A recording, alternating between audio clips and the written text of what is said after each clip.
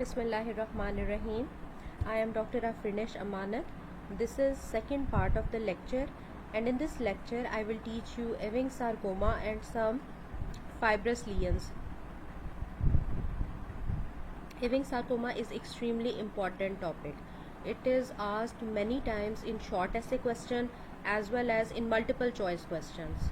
In fact, in bone tumors, you are given a question regarding osteosarcoma or Ewing sarcoma. I have put this picture in order you to make you remember this translocation. Translocation 11 and 22. T1122, which is characteristic of this tumor. T1122 translocation occurs more common in males, onion skin appearance, and common in diaphysis. Remember all these important features. It is a small round blue cell tumor.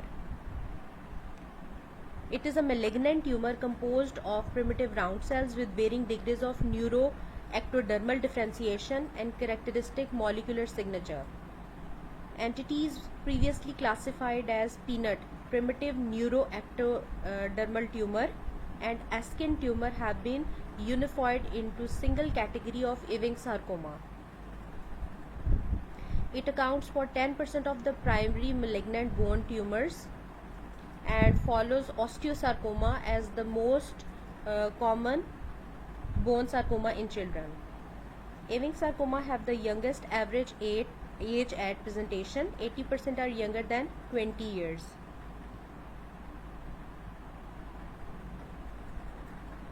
Boys are affected more than the girls, and there is a predilection for Caucasians. The tumor arises in the diaphysis of long tubular bones, but 20% of the tumors are extraskeletal.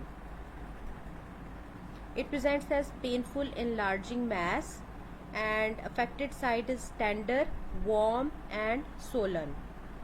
On X-ray you will see a destructive lytic tumor with permeative margins that extend in the surrounding soft tissue. On X-ray, the characteristic periosteal reaction is known as onion skin layering. It produces layers of reactive bone deposited in onion skin-like fashion. This is the second most common malignant bone tumor in children. Osteosarcoma is the most common. I've told you osteosarcoma has bimodal age distribution. This is the onion skin reaction. If you can appreciate, it presents as layers of periosteal reactive bone formation, seen on X-ray like this and on gross like this. Onion skin periosteal reaction arises in the diaphysis of long bone femur. Most common systemic features include fever, weight loss, anemia, and leukocytosis. It is also called blue cell tumor. Bellus translocation involves 1122, generating frame fusion of Ewing sarcoma 1 gene on chromosome 22 to FL1 gene on chromosome 11, T1122. Please do remember this translocation. Arises in the medullary cavity and it invades the cortex, periosteum, and soft tissue. The tumor is soft, tan white, and contains areas of hemorrhage and necrosis. And it is seen in children, round blue cell tumor of the children. Here you can see the tumor is composed of sheets of uniform small round cells. These are small round cells, and you can appreciate the cytoplasm is clear. It is due to the deposition of glycogen. Glycogen does not appear on H&E slides. Cytoplasm appears clear, and you can see sheets of uniform small round cells that are slightly larger and more cohesive than the lymphocytes. This is another X-ray showing you lytic lesion with periosteal bone reaction. The cytoplasm is scanty and it appears clear because it is rich in glycogen. Another feature is Homer-Wright rosets. There is round grouping of cells with central fibrillary core. It may be present, may not be present, and it indicates a greater degree of neuroectodermal differentiation. This tumor does not produce bone or cartilage, and therefore it is classified into tumors of miscellaneous category. They are aggressive malignancies and they are treated by neoadjuvant chemotherapy followed by surgical excision with or without radiation. It can be extraskeletal, soft tissue, periosteal, atypical large cell or multifocal. PAS stain with diastase control. This is used to detect glycogen in the cytoplasm. Other immunomarkers include neuron-specific enolase, CD99. This is important, and FLI1 protein. DD includes osteomyelitis and small round blue cell tumors, lymphoblastic lymphoma, desmoplastic small cell tumor, rhabdomyosarcoma of embryonal or alveolar type. Giant cell tumor.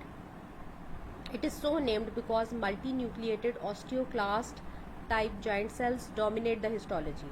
It is a locally aggressive neoplasm that almost exclusively affects adults. Arises in the epiphysis of long bones, most commonly distal femur and proximal tibia, and it arises near the joint, therefore produces arthritis-like symptoms, and the patient presents with pathologic fracture. The neoplastic cells of the giant cell tumor are of osteoblast precursors, which represent only minority of the cells in the tumor. They express high levels of rank ligand, which promotes proliferation and differentiation of osteoclast precursors into osteoclasts. The osteoclasts cause localized destructive resorption of bone. They destroy the overlying cortex, produce bulging soft tissue mass, which is delineated by thin shell of reactive bone. They are red-brown masses that frequently undergo cystic degeneration. The tumor lacks bone or cartilage and consists of multinucleated osteoclast type giant cells with uniform oval mononuclear tumor cells in between. This is the histological picture. These are osteoclast type multinucleated giant cells and stromal cells in between the giant cells. Abundance of multinucleated giant cells with background mononuclear stromal cells, and these are actually the malignant cells.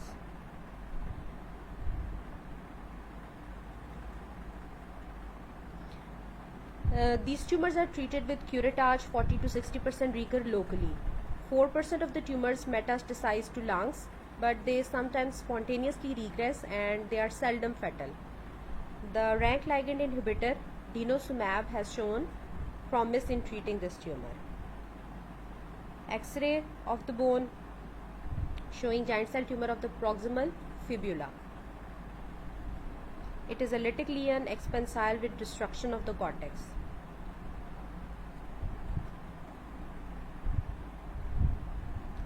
Lesion simulating primary neoplasm, non-ossifying fibroma, NOF.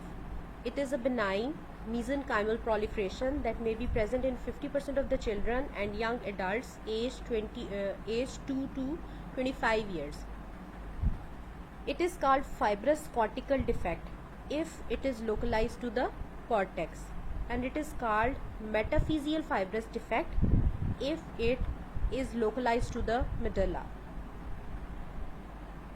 It has storiform pattern created by benign spindle cells with scattered osteoclast type giant cells. This pattern is known as storiform pattern. From a center, the spikes seem to be radiating from a center, and these are the giant cells. And these are characteristic of fibrous cortical defect. They arise eccentrically in the metaphysis of distal femur and proximal tibia, and on X-ray you will see sharply demarcated oval radiolucency with long axis parallel to the cortex. This is the X-ray picture.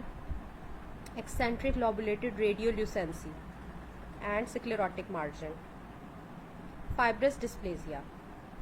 It is a benign tumor that is linked to localized developmental arrest of the bone constituents. There are two patterns: monostotic when single bone is involved and polyostotic when multiple bones are involved. It has association with two syndromes: Mesobrod syndrome, characterized by fibrous dysplasia and soft tissue myxomas; McCune-Albright syndrome. It is asked in multiple choice question. It is associated with polyostotic fibrous dysplasia, caphylous skin pigmentation, and endocrine abnormalities like precocious puberty.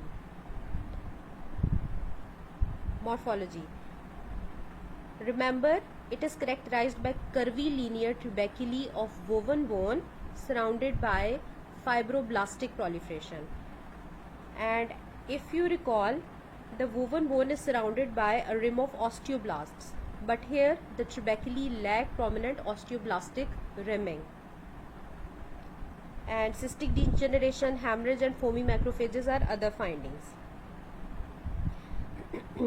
Here you can appreciate these are tuberculi of woven bone and they lack osteoblastic rimming. There is no osteoblastic rimming.